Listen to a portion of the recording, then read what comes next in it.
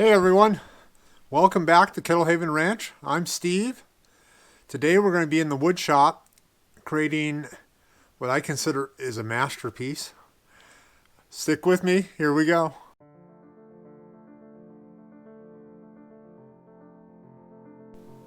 For those that follow our channel, you may recall that we had a giveaway in December of 2019, the Cattle Drive Mantelpiece giveaway. The winner was Paul Moutray, actually my best friend. We only had 8 people submit entries and 2 of us didn't count because we were just testing out the system to see if it worked. So anyway, Paul won, but quite honestly, even though Paul does come over almost every year to help hay during the summertime, we have a great reunion on the edge of the river, fishing, socializing, and bringing the hay in. All right, I'm not too sure how excited he is about the Cattle Drive giveaway. If you recall, here's the blank. Let's see if I can get it on camera. I cut the blank out back in October, November, and we're going to put custom lettering in.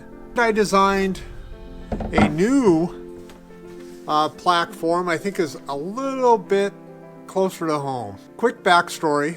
Paul has been in Snohomish County Volunteer Search and Rescue since 1981 and has been an active participant ever since, working his way all the way up to being a crew chief during their flight ops. So for Paul, saluting him for almost 40 years of service, even though this isn't officially sanctioned by the Snohomish County, Washington Sheriff's Department or Volunteer Search and Rescue, it is appreciation from those who have served with him and all of his friends and family, I'm sure, and those that he's assisted. So, with that being said, a non-official plaque I'm designed for him on the Vectrex Pro software. Yeah, we're going to go all the way through the full stages here, all the way to hopefully delivery. Here's the raw side of the piece of spalted birch we're going to be using today.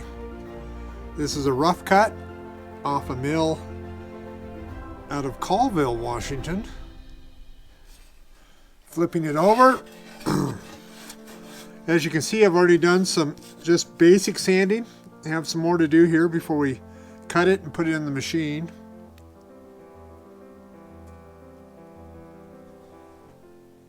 I hope you guys can see the variations here in the wood grain.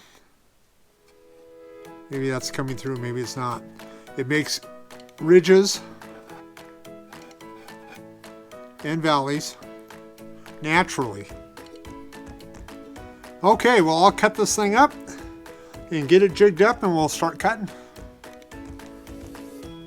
Now the blank is set up and mounted to the CNC machine.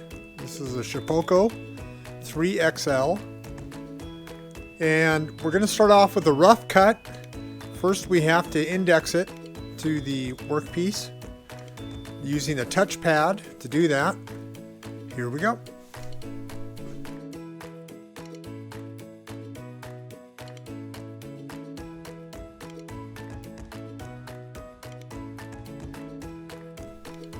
It's a fairly quick process compared to doing it manually. The computer now knows where its reference point is compared to the drawing that we drew up in the eCarve Pro. So now we're zeroed, we're ready to go.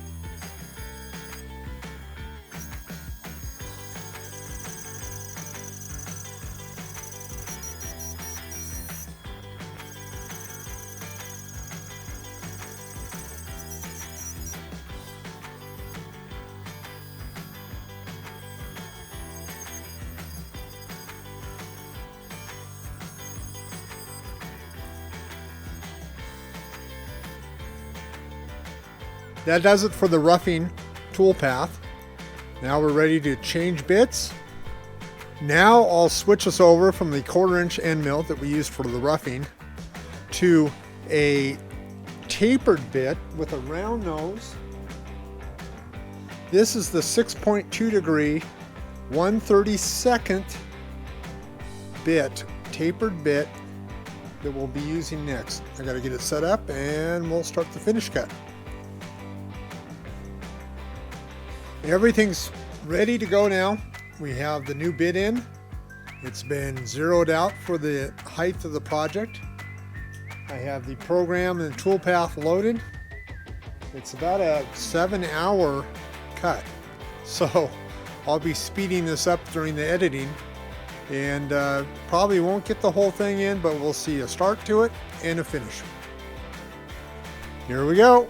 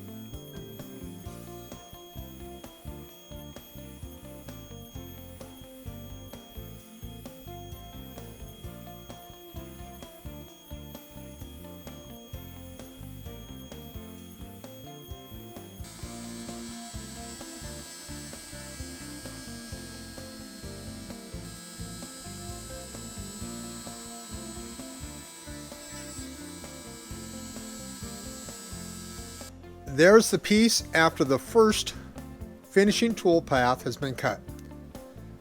Now what I'll do is change the parameters on the tool path so that it cuts across itself and run the path again. So instead of going from left to right or right to left horizontally on the piece, we'll be going up to down vertically, and the tool itself will overwrite any of its tool marks that it left from the first path. It adds a lot more time to get to the completed product, but it comes out much nicer. Alrighty, here we go.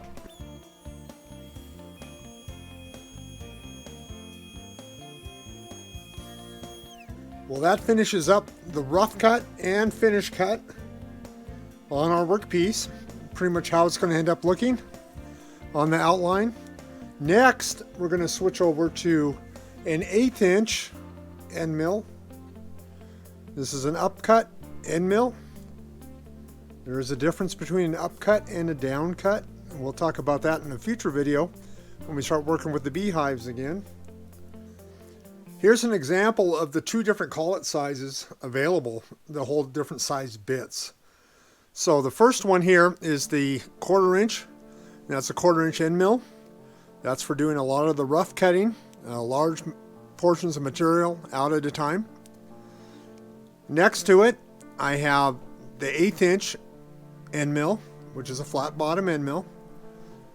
That one runs on an 1/8" collet. Takes about 30 seconds to switch the two. I have the new bit installed, the 1/8" end mill. It's been zeroed out and we're ready to cut.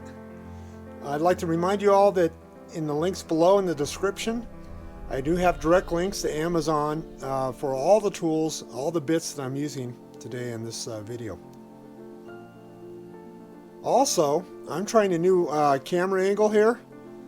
If it doesn't work out, up above you'll see a little indicator there. Go ahead and click on that and let me know if you like this angle or you like the previous. Appreciate it. Thank you. And this becomes what I call a fail. And I'll show it on video. It happens. The bit's going to be very hot. Let's see. The bit slid out of the collet. I didn't have it tightened down enough. And it jammed up in the wood. Got caught. And that was it. So, I'm going to pull this bit, put a new bit in, and we'll start again.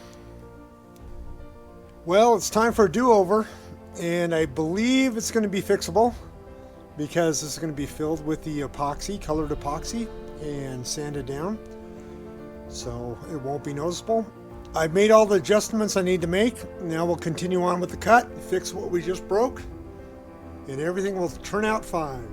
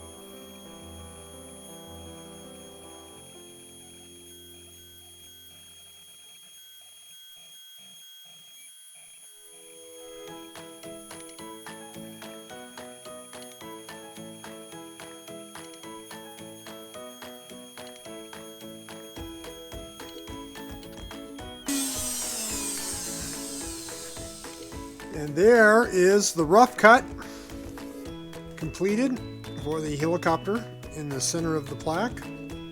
Now I have to switch out. I'm going to be switching back to the 1/4 inch collet and using the 6.2 degree let me get this right here, 1/32 round nose bit. We'll be using that to do the final finish cut. The machine is now set up for the finish cut on the helicopter, and it's all loaded up, ready to go, and we'll fire it.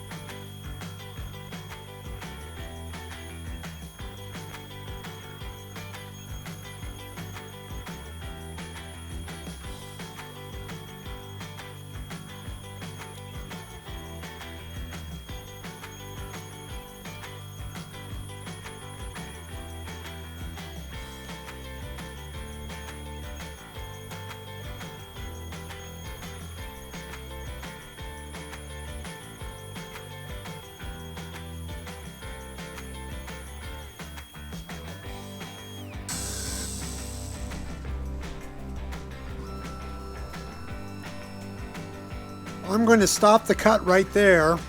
We got more than enough that we need for the epoxy. It'll be anchored in by the previous cut, and I'm afraid we'll lose some more details. We lost another window there. but it should still turn out pretty nice. I'm hoping for the best. I think it'll look nice.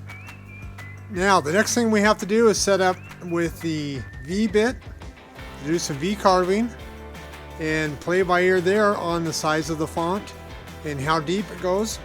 We'll get to that next.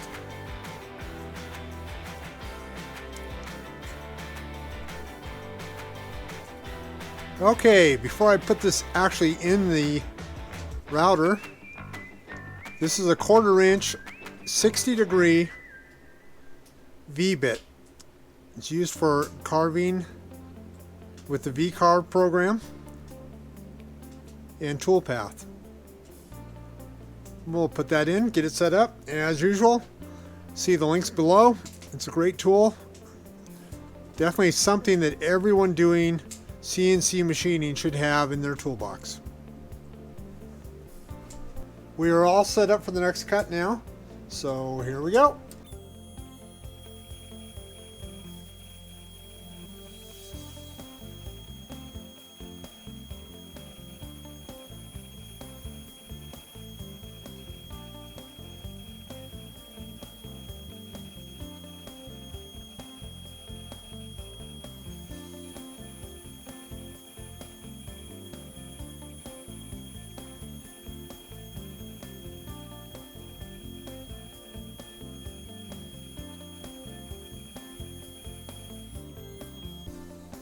Unfortunately, I messed up. I loaded the wrong tool path and carved over the last tool path of the cut, and I carved the wrong tool path. So I have to redesign the whole thing now, which I've already done back in the design program, the V-Carve Pro from Vectrex. My fix is I'm going to take this whole block out of lettering, take it down just a little bit, recess it, and then it gives me a clean slate and I'm ready to start again. It's going to look a little different.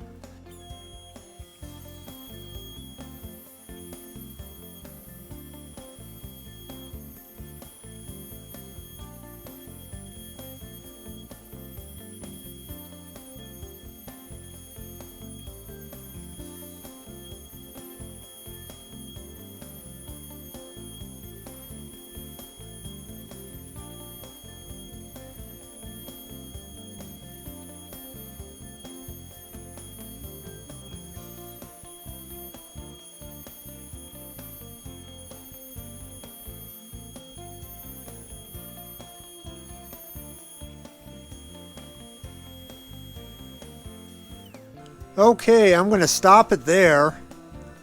Looks like we did a good job. See how I erased the failed text? Now we'll put in some highlights. Maybe try beveling the edge here a little bit. This should be a real quick cut. It's not going to do much other than just trace the outline.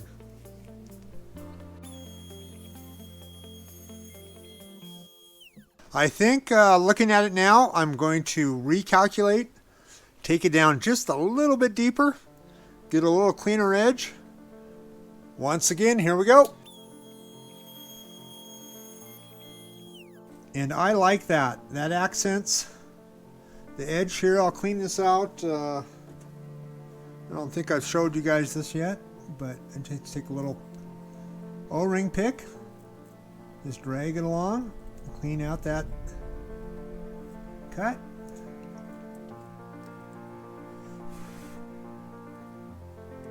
Just a little bit of time to get it all clean the way I want it before we do the finishing. But as you can see, have it going just a little bit deeper than our recess highlights it. I think it makes it look a lot cleaner. Now I need to switch back to the 1/4 inch 60-degree to actually do the V carving of the lettering back in. I'll do the switch here. We'll get going in just a second. Now I have the 1/4 inch 60-degree V bit installed and set up, ready to go. Change the tool path a little bit this might be multiple adjustments trying to get the right depth so that the lettering comes out just perfect.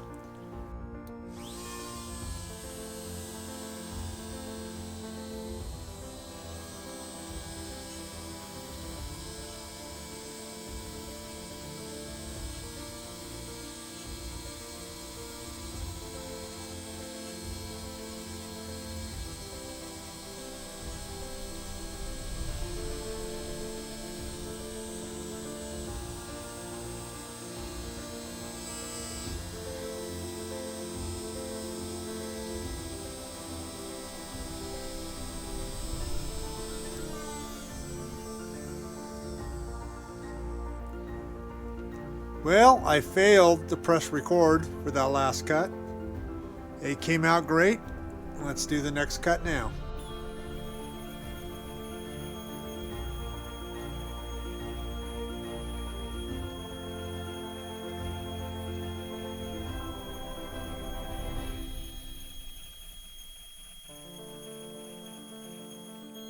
That came out better than I could expect. Time for a quick tool change back to the 1/4 inch end mill, and we'll do the final cutout and proceed along with the finishing of this plaque. 1/4 inch end mill is ready to go. Here's our final cut.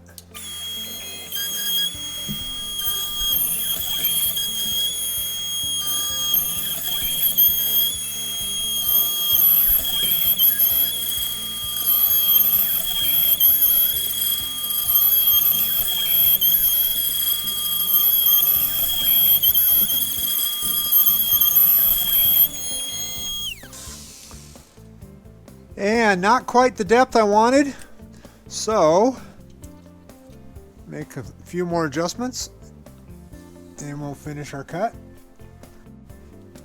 And I had fat fingered in the wrong number for the thickness. Now that I've made that correction, we'll go ahead and recut it.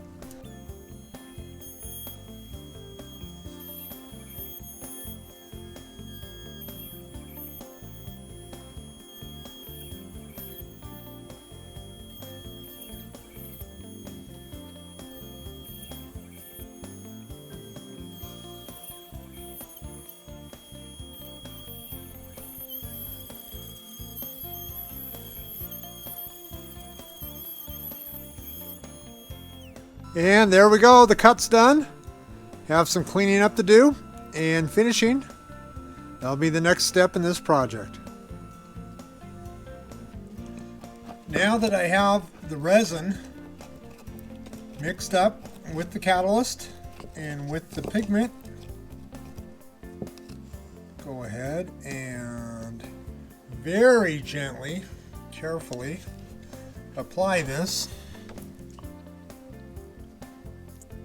Any extra outside of the lines is going to have to be sanded when it's all said and done. So, carefully, you guys caught that oops. I'm going to fill this in as best I can. There's going to definitely be some squeegee action at the end. But the more time I take right now, the less work I'm going to have later. These runners are going to be a real pain in the butt.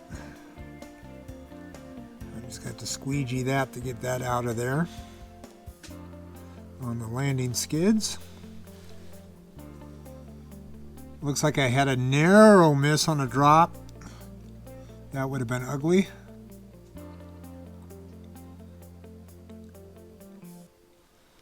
Okay, I'm going to stop the pour right there, and I'm going to get a squeegee out,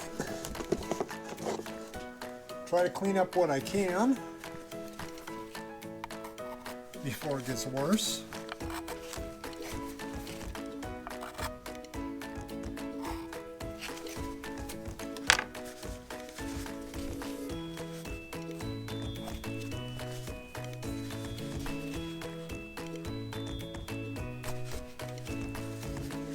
If you recall, I sealed the wood already with a wood conditioner.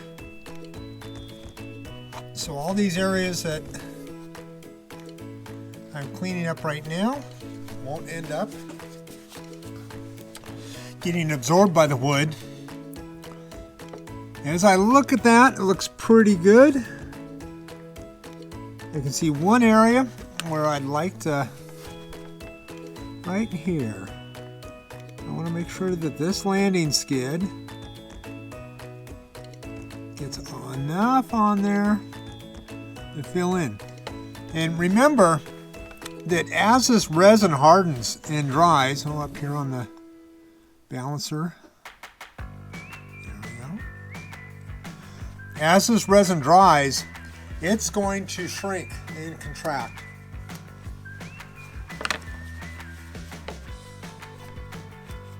And that is going to take up some space, fill in some holes. Right now, if I leave it like this, then we'll end up having it sink down a bit, and I'll hit it with the sander when it's all cured. It's going to take about 2 days, maybe 3 to cure.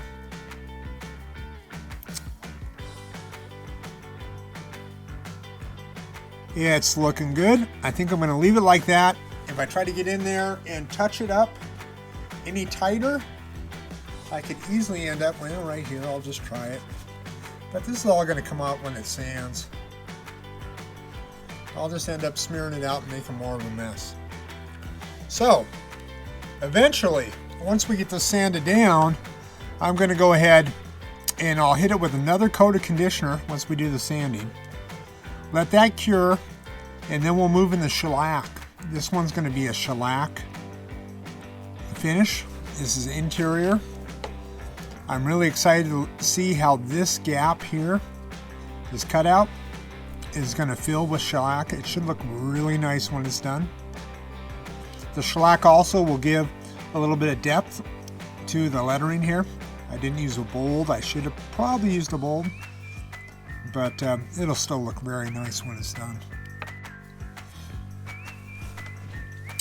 I should add that, as those of you who follow us recall, the shop is not heated. I'm not going to leave this out here in the cold, even though we're having a real mild winter. Still, it's too cold for this epoxy to set up in a timely fashion. So I will move this down to the basement in the house where the furnace is and let it cure down there. 70 degrees, 75 degrees or so. It'd be perfect. And we'll pull it out and do some sanding here in a bit. That'll be in the next clip in 2 days. Here we are back at the project. Got it sanded down. There's the full outline of the helicopter. There was a little bit of leaching where some of the grain picked up the epoxy and sucked it up the grain a little bit from the initial pour. Not much I can do about that, and it's very minimal, so I'll press on. Now we'll go ahead and hit this again after cleaning it up. Hit it again with some more wood sealer. Well, here we are with Paul's plaque. It's still tacky. It's between coats of shellac. And I'll build this up probably 2 or 3 more coats with some light 220 hand sanding in between each coat.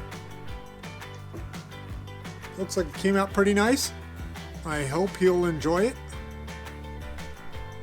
Hey, if you like the content that we're providing, please subscribe, hit the notification bell for any future videos coming out, and hit the like button. That sure helps.